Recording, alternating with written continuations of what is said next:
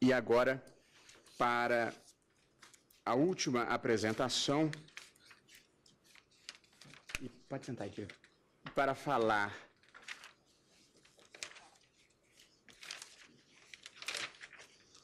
em nome da Clínica de Direitos Fundamentais da Faculdade de Direito da Universidade do Estado do Rio de Janeiro, eu convido o eminente professor adjunto de Direito Constitucional, Daniel Sarmento.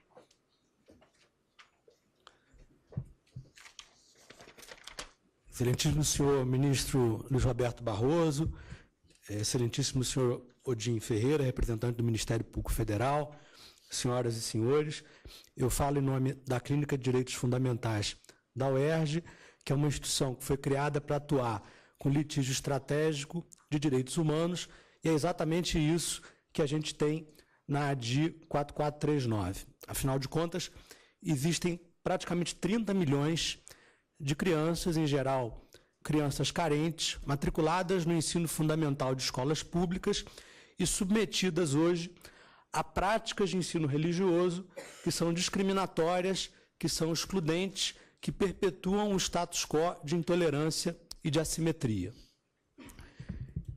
Eu fui autor da representação que, acolhida pela doutora Débora Duprá, gerou o ajuizamento da ação direta de inconstitucionalidade 4439, em que se postula, em essência, uma interpretação conforme a Constituição do artigo 11 da concordata celebrada entre o governo brasileiro e o Vaticano e o artigo 33 da Lei de Diretrizes e Bases da Educação, para que se assente que a única exegese possível desses preceitos é aquela que consagra o ensino não confessional de religião. Por que isso? Pois bem, o princípio da laicidade do Estado, consagrado no artigo 19, inciso 1, serve, acima de tudo, a dois valores muito importantes: a igualdade e a liberdade de religião. Dois valores que estão profunda e diretamente implicados no tema do ensino religioso na escola pública. Eu começo falando da liberdade religiosa. Os seres humanos, por serem humanos, naturalmente se preocupam com a visão que os seus pares têm de si. Naturalmente, preferem ser valorizados pelos integrantes dos grupos a que pertencem. E isso é ainda mais intenso com crianças e adolescentes, seres humanos em formação. Nesse cenário, a mera facultatividade do ensino religioso em escola pública está muito longe de assegurar a liberdade para crianças e adolescentes. Quando o ensino é ministrado em bases confessionais ou interconfessionais, crianças e adolescentes são necessariamente expostos a visões dogmáticas, a catequeses ou a defesa de posições comuns a diversas religiões que, no caso brasileiro, irremediavelmente acabam convergindo para o credo cristão. Portanto, a mera possibilidade de que a criança e o adolescente se ausentem, não participem da aula, não basta, não é suficiente em razão das enormes pressões psicológicas e sociais que recaem sobre essas crianças. Mais ainda, no cenário brasileiro atual, em que, e a gente não pode interpretar o direito ignorando a realidade, a gente não está no plano da especulação filosófica, mas resolvendo problemas concretos, e nós sabemos que em muitas escolas simplesmente não há nenhuma atividade alternativa. Na maior parte delas, as crianças que, porventura, tiverem esse ato quase que de heroísmo, de afirmarem que não desejam assistir a aula de religião, além de serem expostas à visão, numa sociedade cada vez mais excludente e discriminatória, de que são não só anormais, mas talvez malévolas, talvez demoníacas, ainda ficarão, como disse o professor Virgílio hoje, de papo para o ar. Não é só a liberdade de religião que está em causa. Além da liberdade de religião, fundamental também é a igualdade. Quando o Estado endossa uma determinada crença religiosa, ele passa claramente uma mensagem de que os não aderentes não são merecedores do mesmo respeito e da mesma consideração. E essa é uma mensagem especialmente dura, especialmente estigmatizante, quando nós tratamos de crianças, quando nós tratamos de adolescentes. Mas mais do que isso, o modelo de ensino religioso hoje praticado tem levado a que o Estado se omita, lave as suas mãos em relação ao currículo ministrado no âmbito do ensino religioso, em relação ao material didático apresentado para esses alunos e custeado pelo Estado. Pois bem, esse currículo, esse material didático tem sido hoje uma fonte de discriminação. Livros que apresentam as famílias como anúncios de margarina dos anos 70. Maridos e mulheres brancos, o homem provavelmente de gravata, a mulher eventualmente de avental, as crianças dóceis e sorridentes.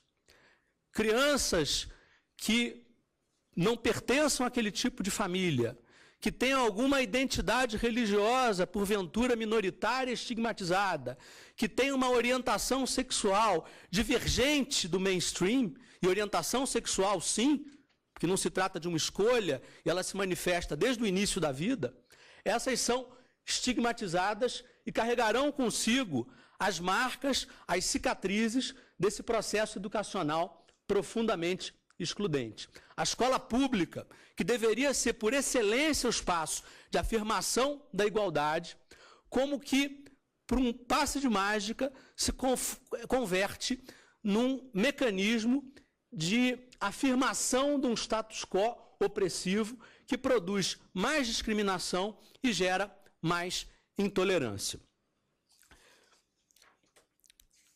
É importante também, ministro, destacar que ninguém pretende reescrever a Constituição na via de uma ação direta de inconstitucionalidade.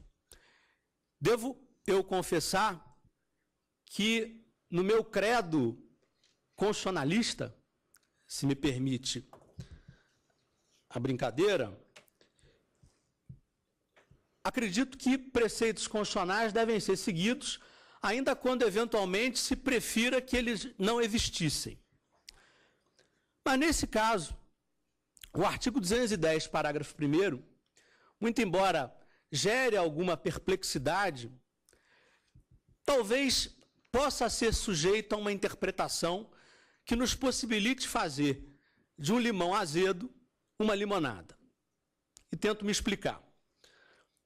A Constituição de 88 partiu da perspectiva da educação não como um processo de qualificação profissional apenas, ou não como um locus de reprodução do status quo, mas como um campo voltado para o empoderamento do educando, para formar pessoas capazes de exercitarem a sua autonomia pública e também a sua autonomia privada, a fazerem as suas escolhas fundamentais de vida, dentre as quais a escolha religiosa. Para as pessoas que têm fé, a escolha religiosa é talvez uma das mais importantes que podem fazer em sua vida. Pois bem, hoje, no âmbito da filosofia, no âmbito do direito, não se acredita mais na ideia de que a liberdade se resuma à ausência de constrangimento externo à ação do agente. Cada vez mais fala-se na liberdade como a possibilidade real e concreta de fazer escolhas e de viver de acordo com essas escolhas. Todo debate contemporâneo em torno, por exemplo, do mínimo existencial, deriva desse reconhecimento. Vossa Excelência, ministro Barroso, encantou o país na semana passada, quando, ao tratar da liberação das biografias, assentou a ligação visceral, a ligação profunda entre democracia e liberdade de expressão. Da onde derivaria essa ligação? Acima de tudo, do fato de que a liberdade de expressão viabiliza que cada pessoa possa fazer de maneira mais informada as suas escolhas políticas. Propicia a cada um a possibilidade de tomar contato com as ideias dos outros, de tomar contatos com informações. Vossa Excelência assentou muito bem que liberdade pressupõe informação. Pois bem, a identidade religiosa, com muita frequência, é uma identidade adscritiva e não o resultado de uma escolha. Com grande frequência, crianças e adolescentes tomam, ao longo da sua vida, contato apenas com a religião que aprenderam em casa, com a religião dos seus pais, ou com a religião, enfim, daqueles do seu círculo mais próximo. Pois bem, o ensino não confessional pode propiciar a jovens, a adolescentes, sobretudo, o contato com outras compreensões religiosas e pode, com isso, viabilizar o exercício da liberdade religiosa de maneira muito mais plena, de maneira muito mais consciente. Não nego que há dificuldades na implementação dessa ideia, mas é a única que nos resta, porque não está no âmbito das nossas possibilidades afastar o ensino religioso na escola pública. No âmbito das nossas possibilidades interpretativas, há uma exegese pela qual aquele ensino pode se converter num instrumento, paradoxalmente, de fortalecimento da liberdade religiosa, viabilizando uma escolha mais consciente, tratando a identidade religiosa não como algo, enfim, que se herde dos pais, não como algo que se absorva por osmose, mas como resultado de uma escolha real de pessoas livres. Eu dedico alguns minutos finais para tratar de uma tese que não está posta na ação, mas que surgiu através de proposta de amicus curiae apresentada nessa ação direta de inconstitucionalidade. De que uma possível solução para o equacionamento entre ensino religioso e laicidade repousaria no não financiamento estatal desse ensino religioso. O ensino poderia ser confessional, mas cada confissão, cada credo, custearia esse ensino, por exemplo, fornecendo os seus professores. O ministro Barroso, do Supremo Tribunal Federal, nesse momento, discute um outro caso que tem algumas similitudes com esse, que é o caso do financiamento das campanhas. 6 ministros dessa corte já afirmaram que a legislação atual, que rege o financiamento de campanhas, é inconstitucional, porque permite que o dinheiro se converta quase que automaticamente em poder político. Pois bem, do que resultaria o acolhimento da tese de que apenas o Estado dá o espaço e cada religião custeia, enfim, o seu ensino confessional? Apenas as religiões que têm recursos, apenas as religiões que têm dinheiro teriam essa possibilidade.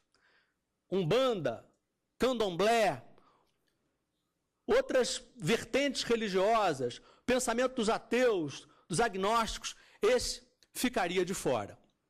Numa obra recente, o filósofo de Harvard, Michael Sandel, tratou daquilo que o dinheiro não pode comprar. E deu alguns exemplos. O dinheiro não deveria poder comprar a possibilidade de se ir para uma cela melhor numa prisão. O dinheiro não deveria poder comprar um órgão ou a possibilidade de que uma gestante gestasse um filho. Pois bem, eu digo, o dinheiro não deve poder comprar espaço nas escolas públicas brasileiras. Essa é uma tese profundamente, desenganadamente desigualitária e não virá da pena do Supremo Tribunal Federal, guardião do direito das minorias, a consagração de uma tese dessa natureza. Eu encerro, ministro Barroso, dizendo o seguinte: o mais importante projeto que alenta a Constituição brasileira é da construção de uma sociedade de pessoas livres e iguais, de uma sociedade que trate a cada um com o mesmo respeito e com a mesma consideração. É sobre essa lente, é sobre essa ótica que também o problema do ensino religioso deve ser pensado. Deve-se tratar as pessoas como na bela imagem de Ronald Dworkin, como pequenos diamantes nas areias do deserto cósmico.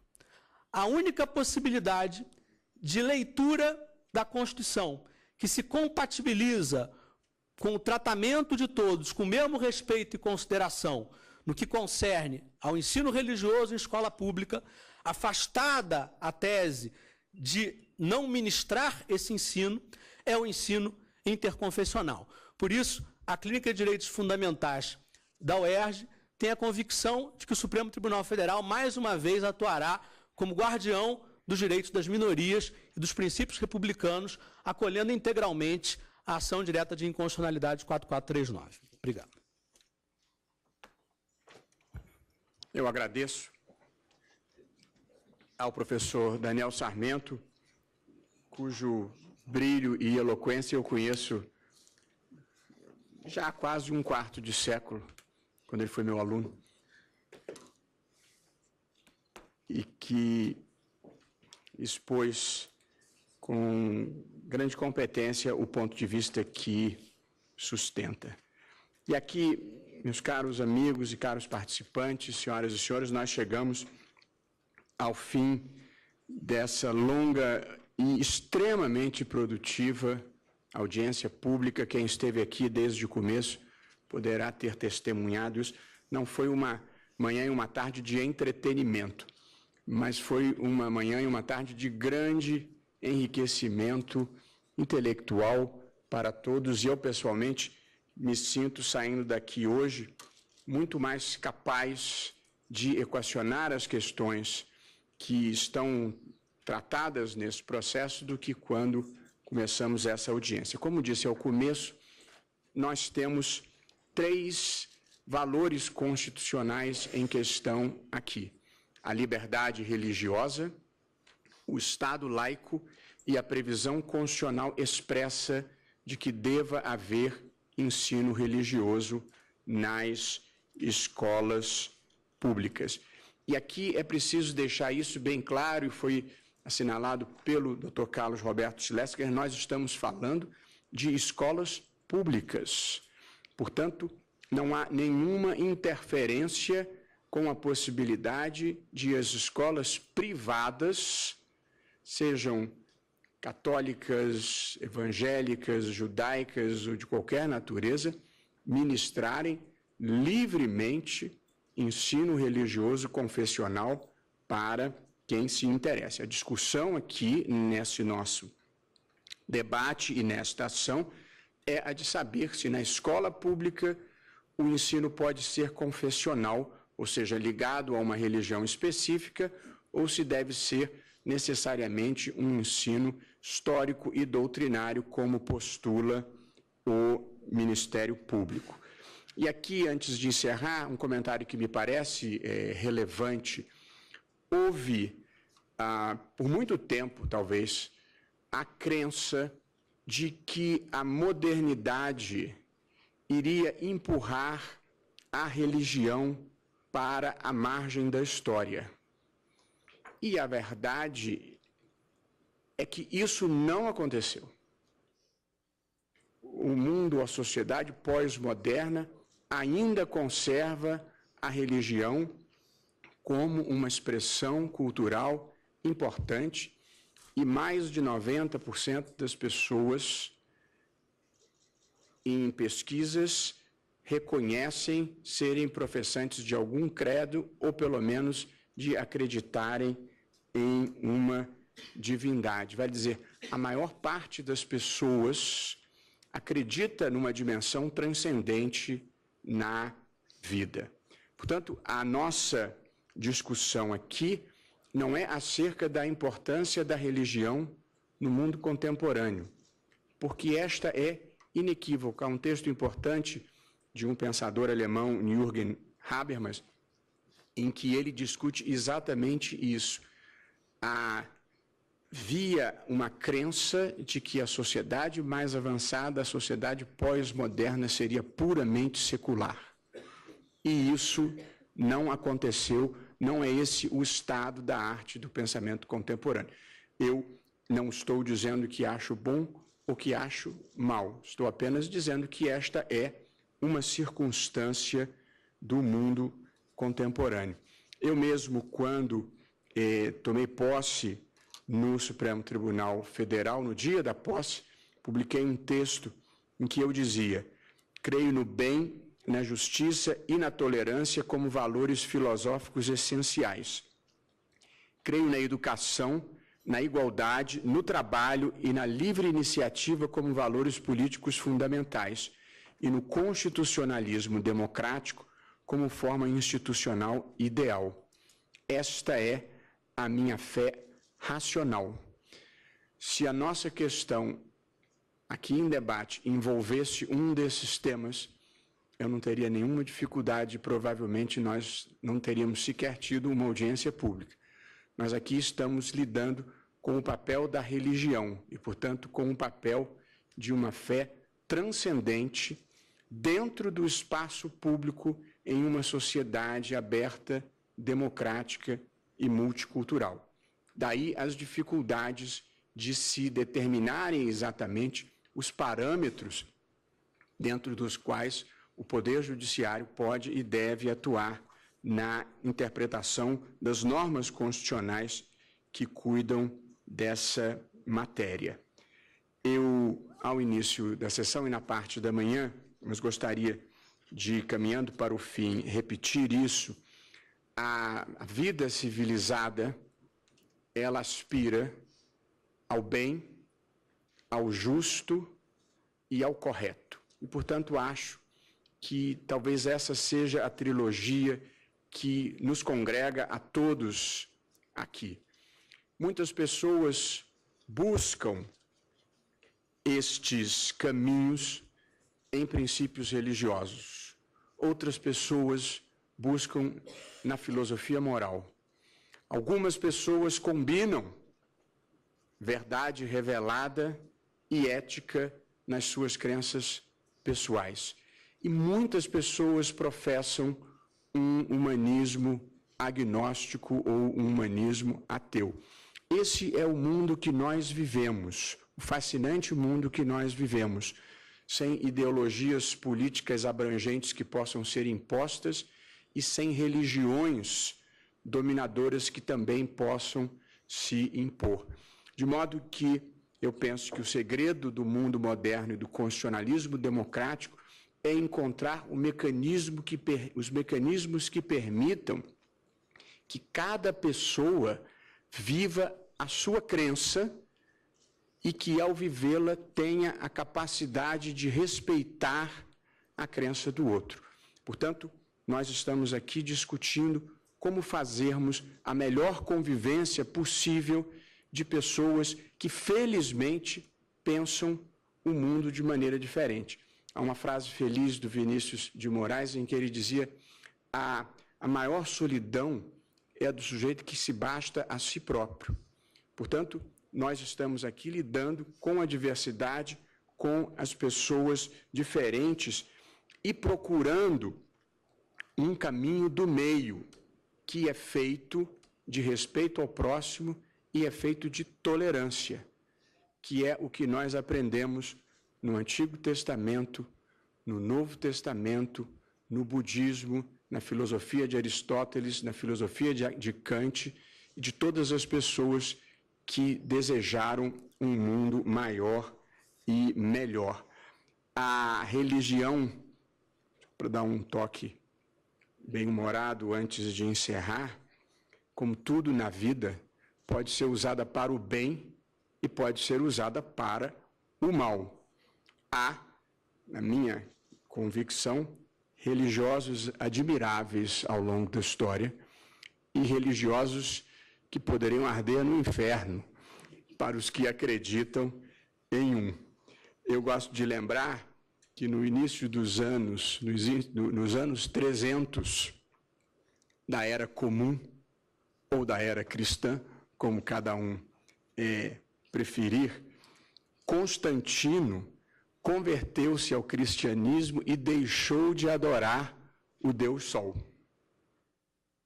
Mas mesmo depois da conversão, ele matou o filho mais velho, decapitou o cunhado e ferveu a mulher em água quente. Portanto, o simples professar de uma religião nominal e destituído dos valores subjacentes a ela não tem nenhuma significação. Nós hoje ouvimos, para meu proveito como juiz e deleite intelectual, representantes do pensamento católico, do pensamento protestante mais tradicional, do pensamento evangélico neopentecostal, ouvimos representantes do islamismo, do budismo, do humanismo ateu e, portanto, acho que tivemos aqui uma mostra de todos os pensamentos que há na sociedade brasileira, majoritários e minoritários. Eu disse no começo, e aqui com isso termino, que a democracia contemporânea ela tem 3 dimensões diferentes. Ela tem uma primeira dimensão, que é a dimensão representativa. Nós elegemos representantes e eles fazem as leis e procuram interpretar a vontade da maioria. Portanto, a democracia é feita de votos.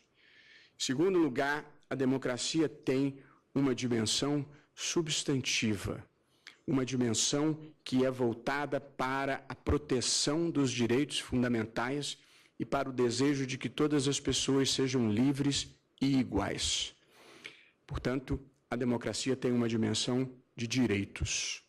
E, em terceiro e último lugar, a democracia contemporânea tem uma dimensão deliberativa, que é a dimensão marcada pelo debate público, pela troca de ideias, pela apresentação de argumentos, pela apresentação de razões. Portanto, a democracia contemporânea é feita de votos, de direitos e de razões. E, portanto, é o exato ponto de equilíbrio entre esses 3 grandes valores da democracia contemporânea que vão pautar o voto que eu pretendo elaborar e a decisão que o plenário do Supremo irá produzir. As religiões, todas elas, são um esforço, em alguma medida, de fornecer um código ético para a sociedade. E ética tem sido um ponto importante do debate público no Brasil contemporâneo. Sobretudo, a demanda por uma ética pública de maior qualidade. E, embora esta, de fato, seja uma demanda importante, eu gostaria de chamar a atenção, nesse momento em que nós falamos sobre religião, para uma outra dimensão da ética, que é a da ética privada. É preciso que nós aprimoremos a ética privada no Brasil e que as pessoas que muitas vezes estão de dedo em riste contra tudo que acontece na vida pública, portam-se, no entanto, na sua vida privada, seja furando a fila, seja ultrapassando pelo acostamento, seja operando com recibo ou sem recibo. Portanto, penso que nós precisamos, ao lado do debate sobre religião, e talvez como uma consequência do debate sobre a religiosidade, um renascimento ético na sociedade brasileira. E eu concluo aqui com uma passagem de um militante de uma religião que não foi citada aqui, que é o hinduísmo, que é uma passagem feliz de Gandhi, em que ele dizia: seja você a mudança que deseja para o mundo. Eu gostaria de agradecer a todos e a cada um, pessoalmente, a presença aqui, e peço que esperem um minutinho após eu declarar encerrada a sessão, para que eu possa cumprimentá-los e, pessoalmente, agradecer a imensa contribuição que deram a mim, pessoalmente, e à justiça brasileira. Está encerrada a sessão. Boa noite.